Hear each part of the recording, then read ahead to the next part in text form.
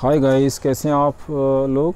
और आज हम जो है chapter number 10 cell cycle and cell division of ये चैप्टर है आपका cell cycle and cell division. और chapter number 10 NCERT exemplar series botany का चैप्टर है।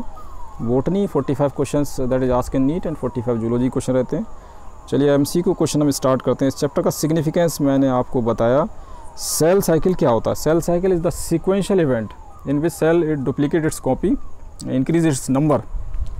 In mitosis it increase in number, but meiosis it reduce its chromosome to its half number, आधे। ठीक है। और सेल डिवीजन, सेल मल्टीप्लिकेशन, तो उसी से रिलेटेड ये चैप्टर है। चलिए क्वेश्चन नंबर 1 की तरफ बढ़ते हैं। मियोसिस रिजल्ट इन, मियोसिस की वजह से क्या होगा? मियोसिस का जो रिजल्ट रहेगा वो क्या रहेगा? प्रोडक्शन ऑफ गैमीट, बिल्कुल सही है कि गैमीट का प्रोडक्शन होगा। Reduction in the number of chromosomes, chromosomes जो नंबर होंगे वो घट जाएंगे। इंट्रोडक्शन ऑफ वेरिएशन की जो डिफरेंसेस हमें दिखाई देते हैं, तो डीएनए में हम 99.99% डीएनए हमारा सेम रहता है। 0.01% जो डिफरेंस है याद रखिएगा, उसी वजह से जो है हमारे अंदर वेरिएशन आते हैं। ये सब मियोसिस होता है। ऑल ऑफ दीज है। D is the most appropriate answer for this. चलिए क्वेश्चन नंबर 2 की तरफ बढ़ते हैं। सेकेंड में कहा जा रहा है, देखिए क्या कहा जा रहा है सेकेंड में। At which stage of meiosis does the genetic constitution of gamete is finally decide? Meiosis की वो कौन सी स्टेज होगी जिस वक्त जेनेटिक गैमीट्स का जेनेटिक कॉन्स्टिट्यूशन होगा, डीएनए का। तो याद रखिएगा, ये ना तो मेटाफेज फर्स्ट पे होगा, ना एनाफेज सेकेंड, ना मेटाफेज सेकेंड, एनाफेज फर्स्ट। इसमें याद रखिएगा ये genetic constitution of gametes occur. Question number 3, meiosis occur in organ during, meiosis कब होता है? At the time of sexual reproduction. याद रखिएगा जब सेक्सुअल रिप्रोडक्शन होगा तो ए इज़ करेक्ट, ए इसका मोस्ट एप्रोप्रिएट है। सेक्सुअल रिप्रोडक्शन के वक्त मियोसिस होता है। गैमीट्स बनते हैं जब भी होता है, लेकिन मेन एम्फीमिक्सी के वक्त मियोसिस में जो है क्या होगा? रिडक्शनल डिवीजन है, क्रोमोसोम नंबर रिड्यूस होगा।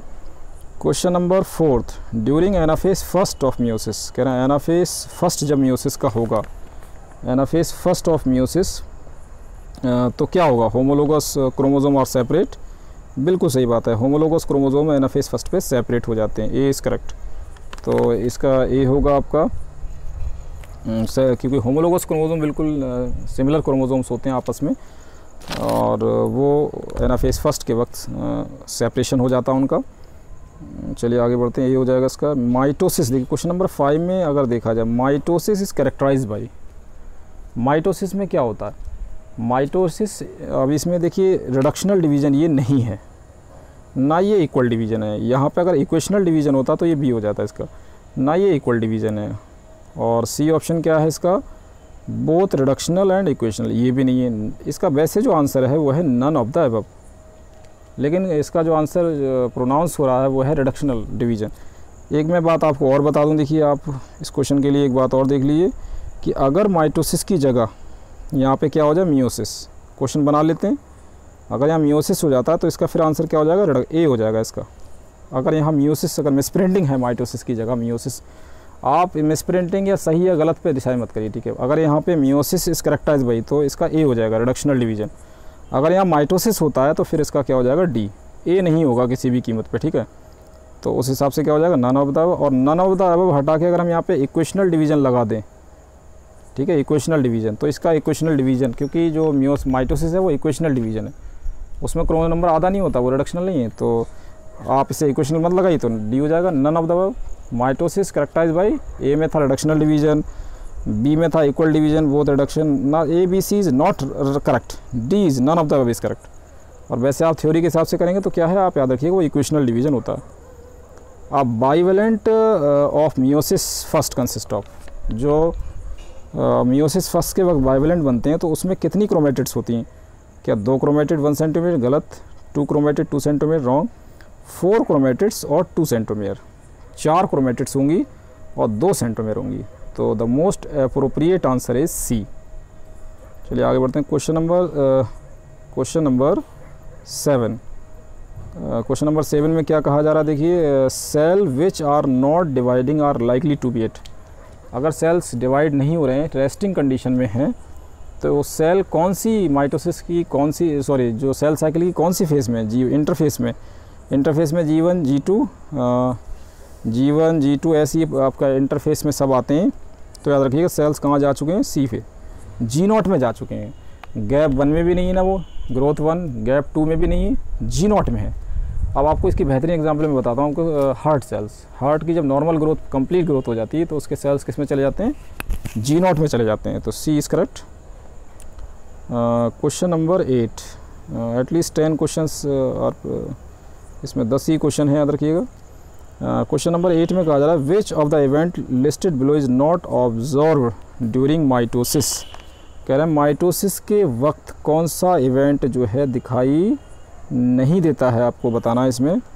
क्रोमेटिन कंडेंसेशन, याद रखिएगा ये माइटोसिस के वक्त ये याद रखिएगा ये होता है। ये क्या है, क्रोमेटिन कंडेंसेशन जो होगा वो ड्यूरिंग माइटोसिस दिखाई देगा। Movement of centriole to opposite poles, ये भी दिखाई देगा। Appearance of chromosome with two chromatid joint together at centromere, ये भी दिखाई देगा। लेकिन याद रखिएगा जो एक इवेंट है वो नहीं होगा, याद रखिएगा, that is cell crossing over.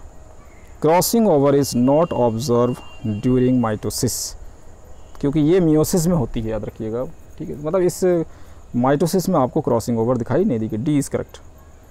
Question number 9, identify the wrong statement about meiosis. Meiosis के अकॉर्डिंग, मियोसिस के रिलेशन में कौन सा स्टेटमेंट आपको बताना है गलत है। तो सबसे पहला पेयरिंग ऑफ होमोलोगस क्रोमोसोम्स, तो याद रखिएगा जो होमोलोगस क्रोमोसोम्स की पेयरिंग है वो तो आपकी होती है, ये सही जवाब है, पेयरिंग होती है मियोसिस के वक्त। कौन सी रॉन्ग स्टेटमेंट बताना, 4 haploid cells are form, last में 4 बनते हैं, ये भी सही, ये भी ठीक है।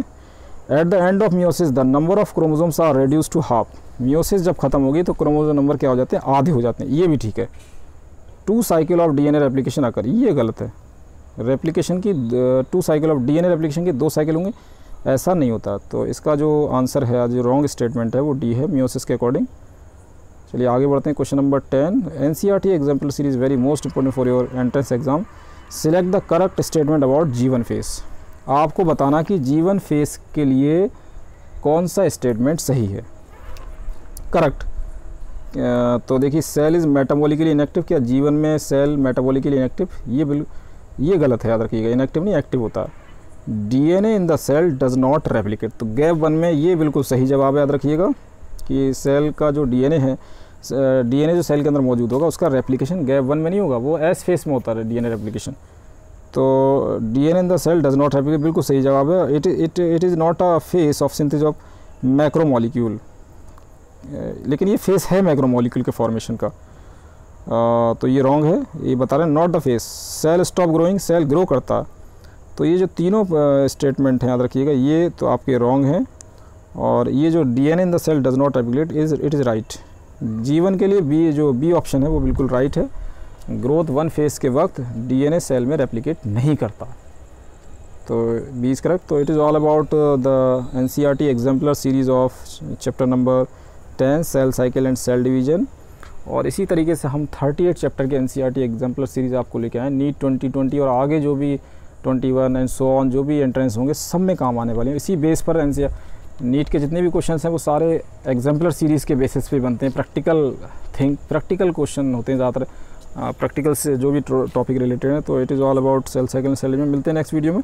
Keep watching, sharing and subscribe my